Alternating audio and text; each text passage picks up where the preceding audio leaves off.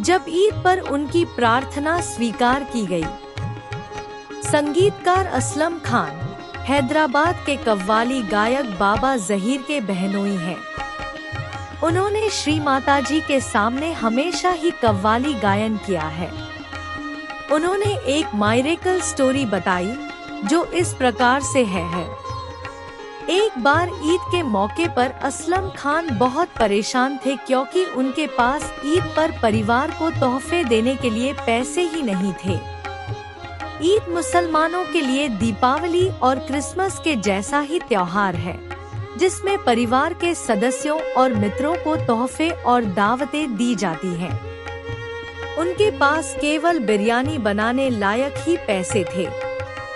ईद से एक दिन पहले उन्होंने अल्लाह से प्रार्थना की कि हे अल्लाह, अब आप ही कुछ चमत्कार कर सकते हैं।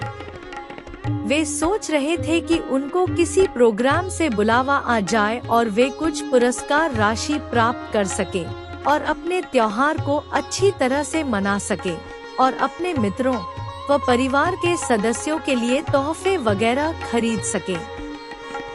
अगले ही दिन ईद थी। वे परेशान ही थे कि अचानक उनके फोन की घंटी बज उठी।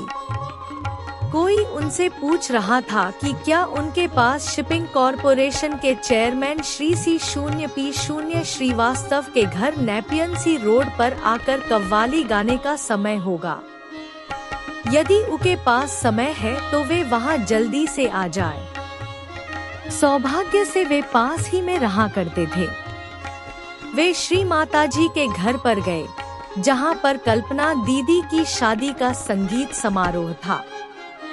उन्होंने वहां पर जाकर 2-3 घंटे तक कव्वाली गायन किया। कार्यक्रम समाप्त होने पर उन्हें एक लिफाफा दिया गया। घर जाकर जब उन्होंने उस लिफाफे को खोला तो उसमें 2000 रुपए रखे गए थे। उन दिनों में ये रकम काफी बड़ी मानी जाती थी। वे ये भी नहीं जानते थे कि श्री माताजी कौन है।